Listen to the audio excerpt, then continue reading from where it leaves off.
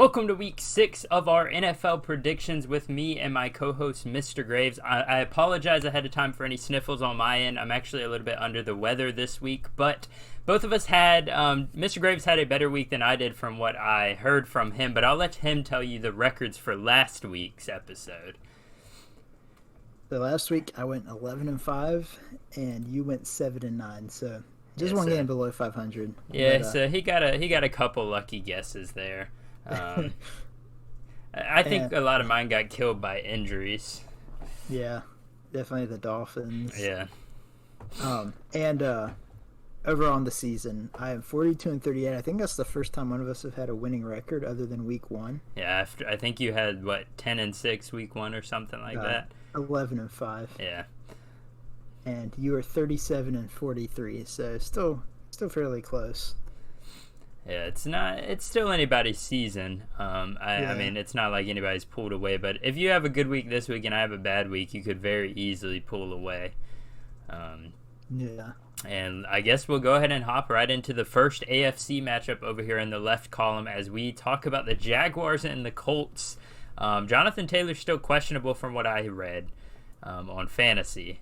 So Yeah, and this division in and of itself is weird. I feel like the Titans now have kind of solidified themselves as probably the best team in the division. yeah, But it's just the Colts, Matt Ryan is hit or miss. Their entire offense is, even with Jonathan Taylor.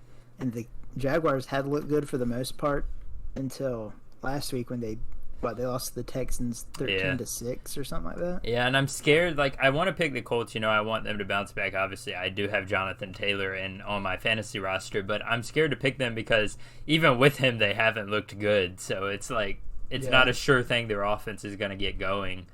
But I'm going to go with the Colts just because Yeah. I feel like they've got to put something together, especially in the division.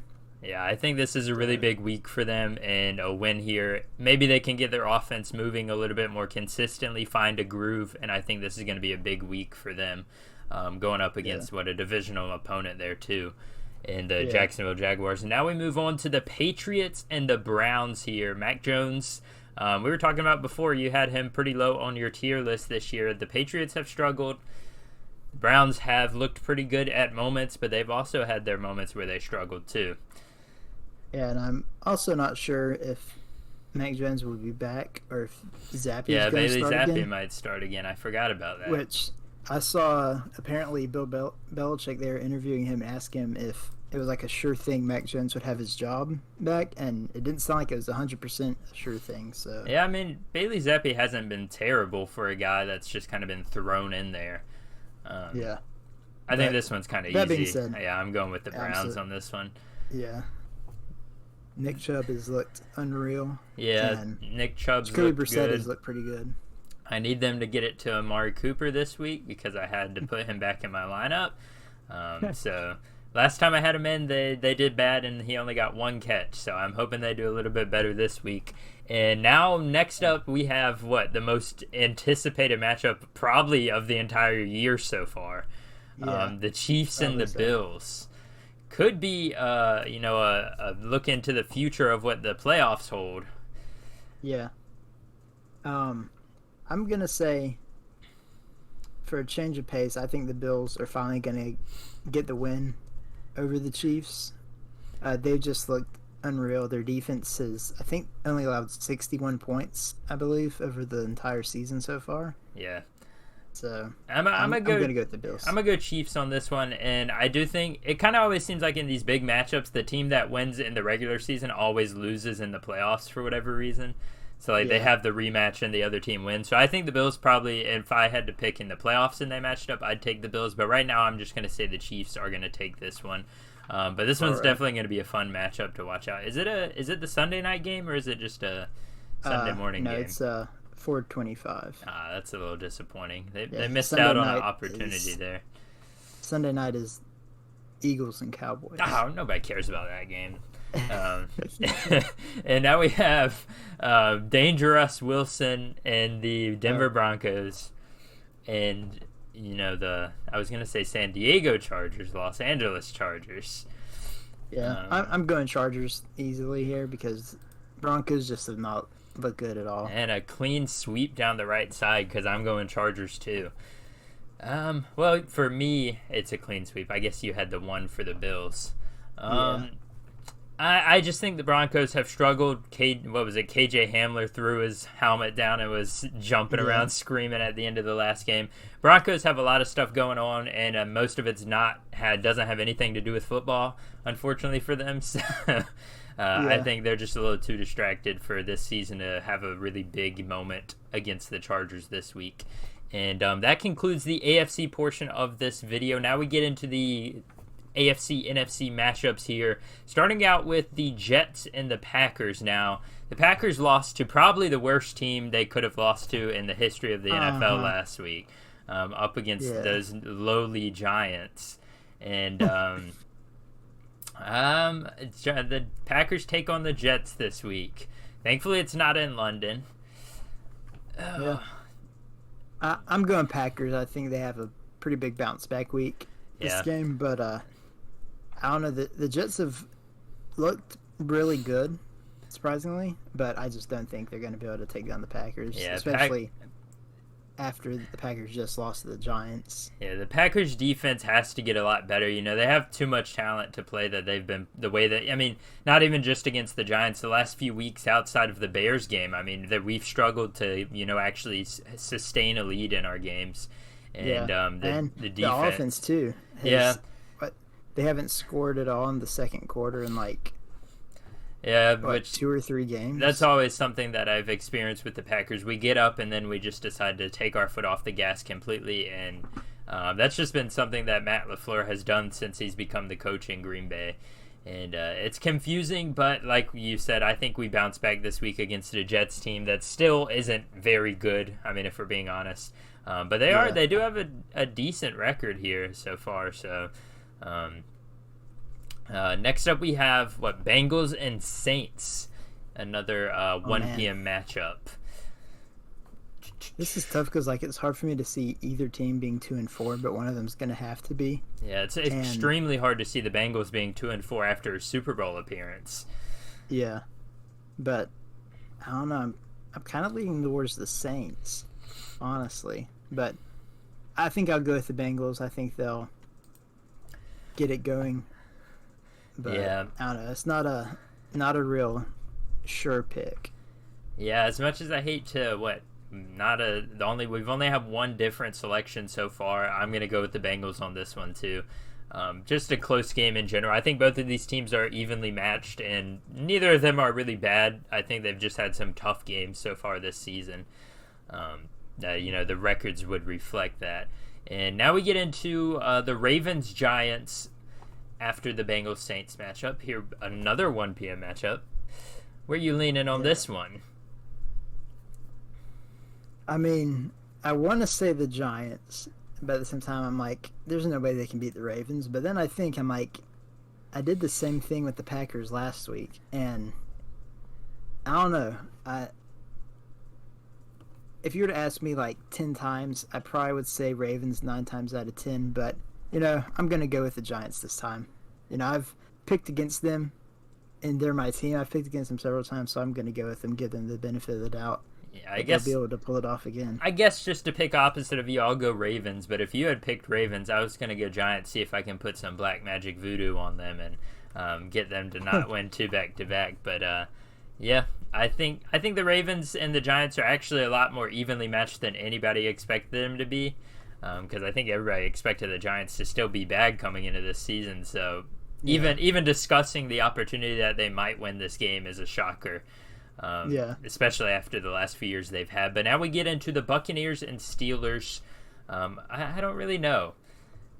Buccaneers. I don't know. I don't really feel much hope for the Steelers, at least right now. I think they've got to get things going a bit more before I thought they could be a team like the Buccaneers. Buccaneers are sitting at 3-2 right now, and the Steelers have only won 1 game. Was that one game they won in week 1, I think? Or was it week? It was early in the season, I know that. Was it week 1? I think it was week 1, because didn't they play the Bengals and they beat them?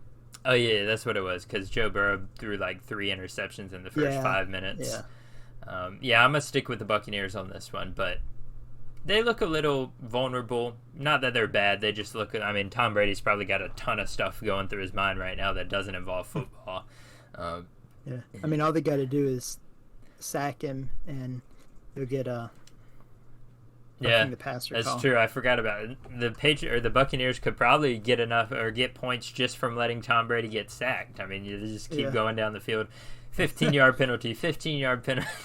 That would be an interesting strategy. I want to see someone take that up as an actual legitimate strategic game move there. Just let your quarterback purposely put their head do a backflip so their head can get hit by the defender. Yeah, they could just sign like an actor to be their quarterback, so he's really good at exaggerating movements, and let him just act like he got hit really hard or roughing the passer. Let Brett Favre get his copper fit on and send him out there. Oh yeah, well that one might be a little controversial right now, but I know that's what I'm saying. Have Massachusetts have those people come in and Mississippi, yeah. Mississippi, yeah.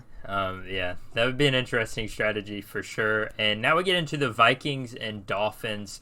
I think Tua's already out for this game, but they did say he practiced again today, which was really surprising to see.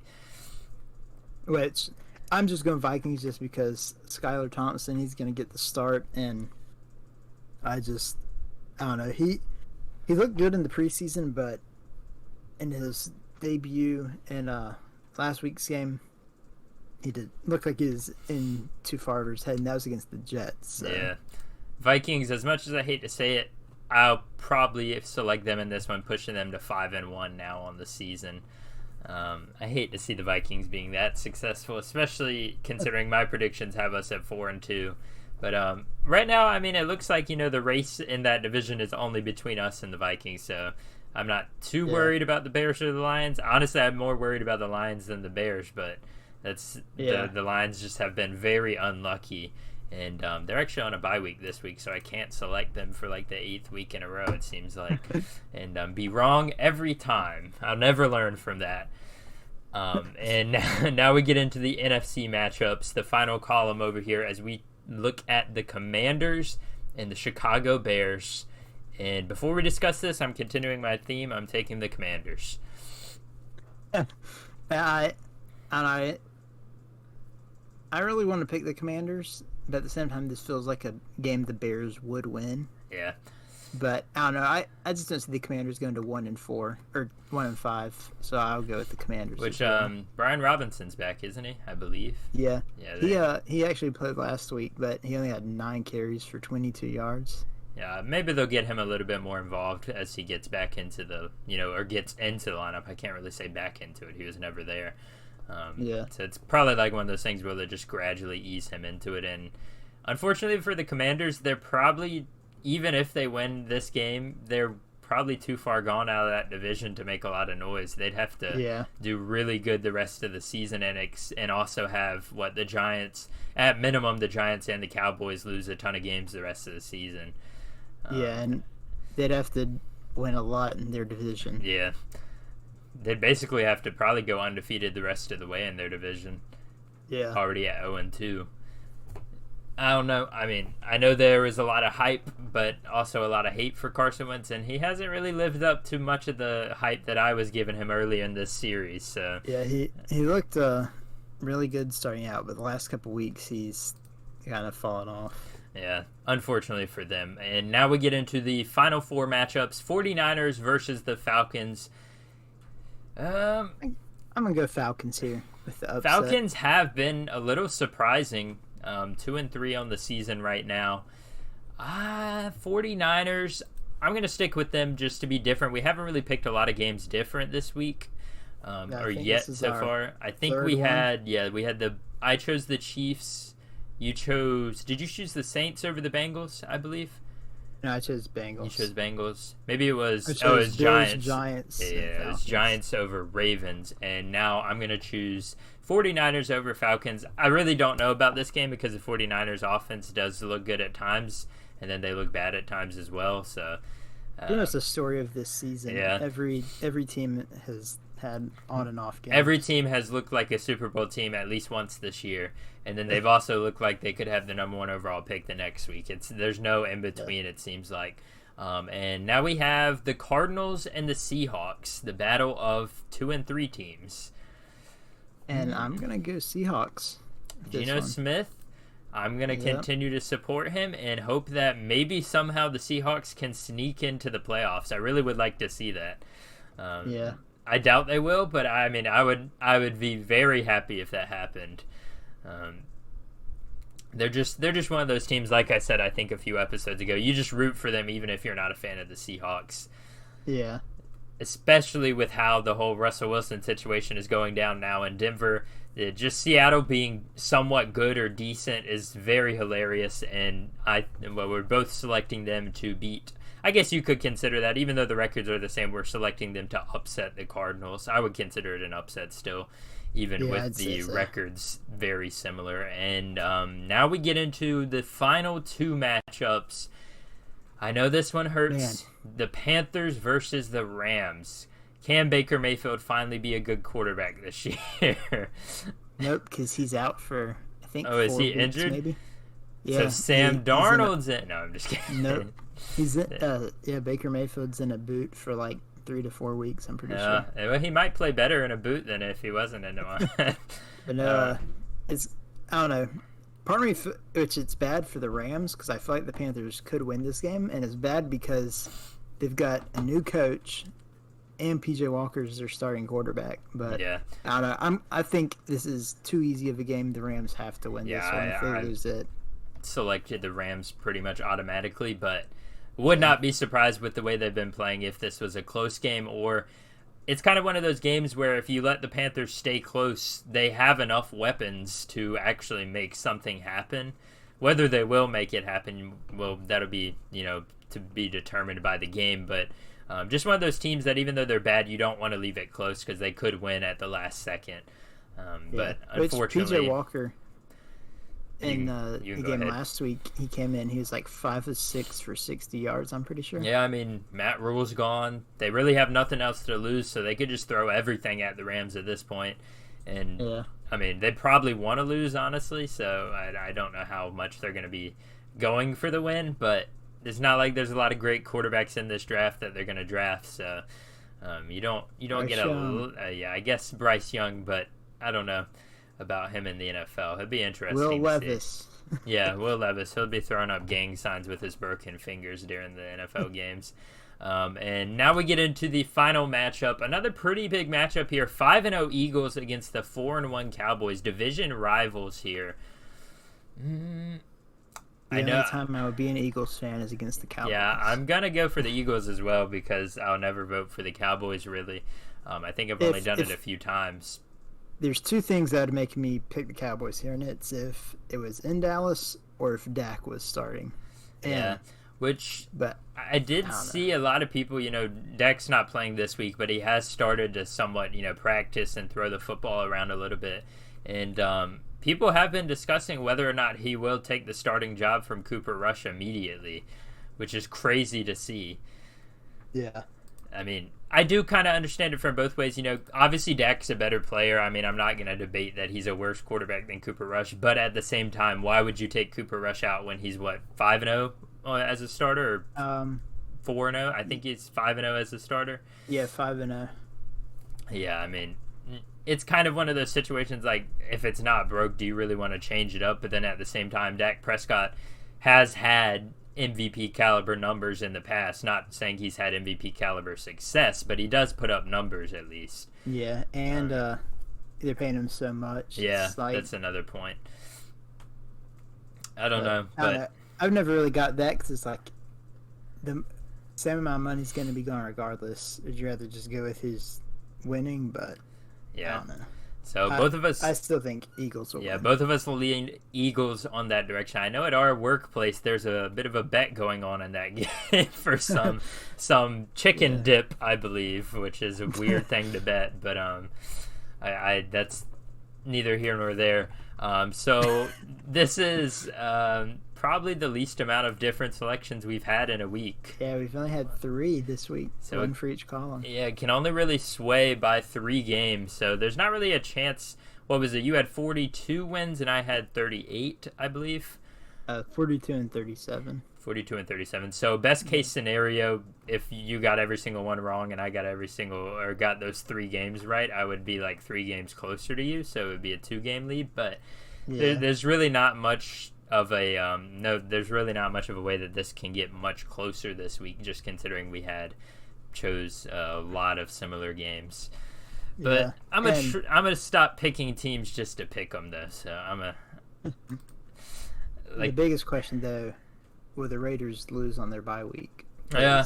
The Raiders seem to lose even when they're not playing. The biggest question is, who is Devontae Adams going to push over this week, because he's at home. Hunter Renfrow. Yeah, he's just going to walk up and shove Derek Carr to the ground. Say, I wish I was in Green Bay again. He wanted to go back to his college days, and Fresno State was never good. So, no, I think let me see real quick. Fresno State. What I want to know. I want to figure out what their records were when Devontae Adams was there. Let's see how good they were. He caught 233 passes and 3,000 yards for 38 touchdowns. I don't think I'm going to be able to find their records, will I? Oh, man. Let's see. No, I don't want to turn my ad blocker off. I can't find their records, but I know they were a decent team, but him and Derek Carr, they're college buddies, and it's just not working out with them. Yeah. I am excited that Josh Jacobs has been really good, though. That's a good thing for the Raiders because he's on my fantasy team as well. So, half the time I just support players for whether or not they're on my fantasy team. But yeah, that's going to conclude our Week 6 predictions. I appreciate you all for continuing to check out this series. As always, we say this at the end of every video. Check out both of our channels retrospectively. Links are in both descriptions down below. Make sure to like both of our videos, subscribe to both of our channels, and check out our other content. We also post, mostly both of us post pretty much every day, every other day on a consistent basis for the most part. So yeah, make sure to do all that. Thank you all for watching. I'll let Mr. Graves end this one off for us. All right, yeah, pretty much the same thing. Thank y'all for watching, and hopefully, hopefully for me, not so much for you, but hopefully I can keep my winning streak going. Yeah. But yeah, I guess that's it, and we'll see you all in the next one. Peace.